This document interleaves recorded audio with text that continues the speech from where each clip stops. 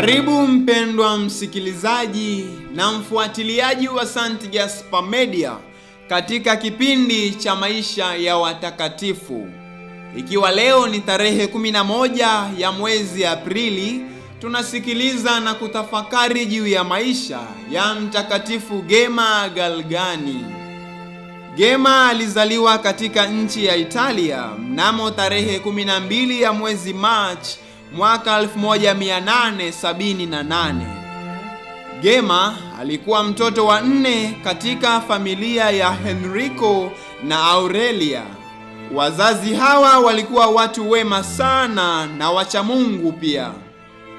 Akiwa na umri wa miaka 8 tu alifiwa na mama yake mzazi, na tangu siku ile maisha yake yalikuwa mfululizo wa maumivu na mateso.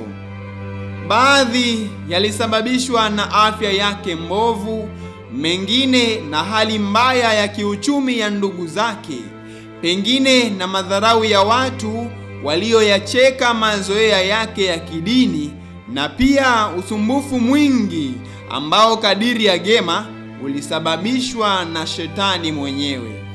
Lakini katika hali hii ngumu sana alibaki mtulivu na katika muungano wa kiroho na Bwana Yesu, ambaye mara nyingi alisema naye kana kwamba alikuwepo kabisa kimwili.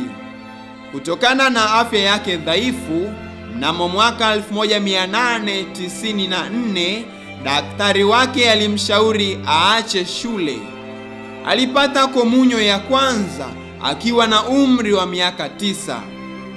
Siku moja akiwa katika ibada ya misa, baada ya kupokea komunyo, Bwana Yesu alimwambia, "Gema, nataka uwepo Kalvari pale mlimani pamoja nami."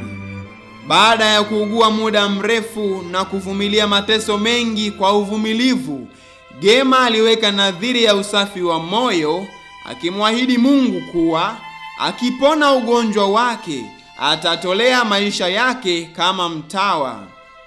Na mwezi Februari mwaka 1899 alishiriki katika novena kwa heshima ya Mtakatifu Margareta Maria.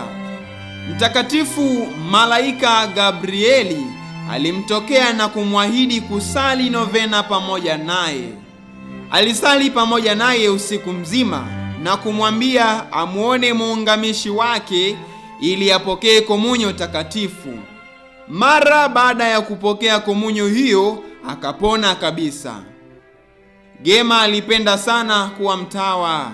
Mara baada ya kupona alijaribu kujiunga na utawa, lakini alikataliwa mara 2 na wakuu wa mashirika mawili tofauti ya kitawa kwa hoja ya kuwa afya yake bado haijaimarika sawasawa. Basi aliishi kitakatifu kama Mkristo mlei. Hata sasa ni mfano mzuri wa Wakristo wengi, haidhuru wawe watawa au walei.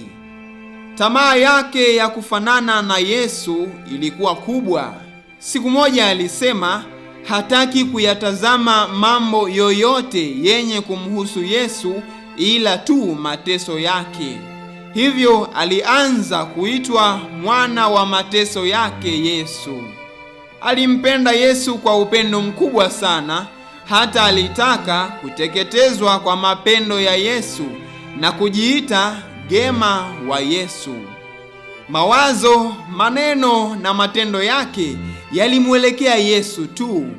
Aliweza kumwambia Bwana, "Utakapotaka kunitesa, tusifanye kelele, bali mambo yote yawe siri tu. Mimi nataka kukupenda kwa msalaba wako. Sitaki kitu kingine ila kitu kimoja, nataka kukupenda." Naye Yesu alimwambia kuwa alama ya kweli ya mapendo yake ni maumivu tu. Hiyo ndiyo neema bora awezayo kumjalia mteule wake. Basi ili kumuunganisha Gema karibu zaidi naye, mnamo mwaka 1899 wakati akisali kwa maombezi ya malaika wake mlinzi na Bikira Maria siku ya vijilia ya sherehe ya moyo mtakatifu wa Yesu, Gema alipokea madonda matano ya Yesu msulibiwa ambayo yalikuwa yanatokea kila Alhamisi jioni na kudumu mpaka Ijumaa mchana. Alijisikia moyoni mwake kushiriki mateso ya Yesu, jasho la damu, kupigwa mijeledi, kuvikwa taji la miiba na kusulibiwa. Tangu wakati huo alikuwa akipata maono mara kwa mara. Alijaliwa kipawa cha kutabiri, kuota ndoto na kuona maono. Mara nyingi alitokewa na Bwana Yesu mwenyewe, Bikira Maria, Mtakatifu Gabrieli wa mateso na malaika wake mlinzi. Akiongozwa kiroho na mapadre wa shirika la mateso, utakatifu wake ulijulikana kwa kila mtu na watu mbalimbali walikuja kwake kumwomba awaombee. Bwana alimjalia neema ya pekee ya kuchorwa mwilini mwake madonda matano ya Yesu msalabani, yaani miguuni, mikononi na ubavuni. Yalikuwa yakichuruzika damu nyingi sana na kumsababishia maumivu makali mno, hata Gema alikuwa akidhani atazimia roho. Hata hivyo, shetani alimsumbua sana, akijaribu kumtawala kabisa kwa mapigo makali ya kiroho. Alijaribu pia kumshawishi hata autemee mate msalaba wa Bwana Yesu na kuvunja rozali ya muungamishi wake. Namna yake ya kusali mara nyingi ilikuwa ya kifumbo. Maana yake, kwa ghafla nguvu fulani ilimvuta na kuifanya roho yake imtawale kabisa. Gema alisikia tamaa kubwa sana ya kufungamana kabisa na Mungu. Hivyo nguvu zote za rohoni, yaani kumbukumbu, akili, utashi pamoja na nguvu zote za moyoni mwake zilimgeukia Mungu na fahamu zake ziliachiliwa mbali na roho. Bwana Yesu alimchagua Gema ashiriki kabisa mateso yake mwilini mwake. Alitolea maisha yake na mwili wake kama sadaka kwa ajili ya uongofu wa wakosefu na hasa kwa ajili ya mapadre wasiostahili kuadhimisha matakatifu. Gema aliaga dunia mnamo tarehe 11 ya mwezi Aprili mwaka 1903 siku ya Jumamosi Kuu akiwa na umri wa miaka 25. Alitangazwa mwenye heri mnamo tarehe 14 ya mwezi Mei mwaka 1933 na kutajwa mtakatifu siku ya sherehe ya kupaa Bwana tarehe 3 ya mwezi Mei mwaka 1940 na Papa Pio wa 12.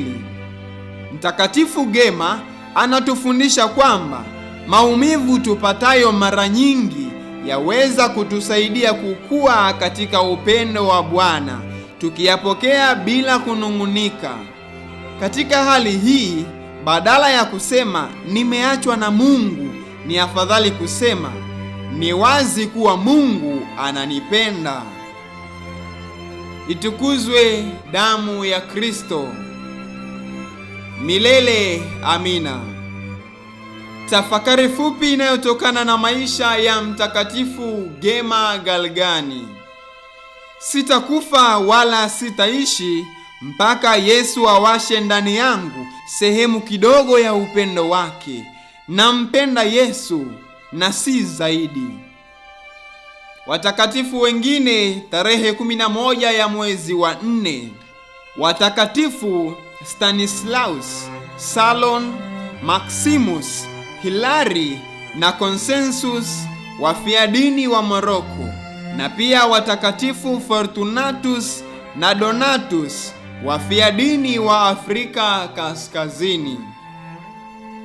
Mtakatifu Gema Galgani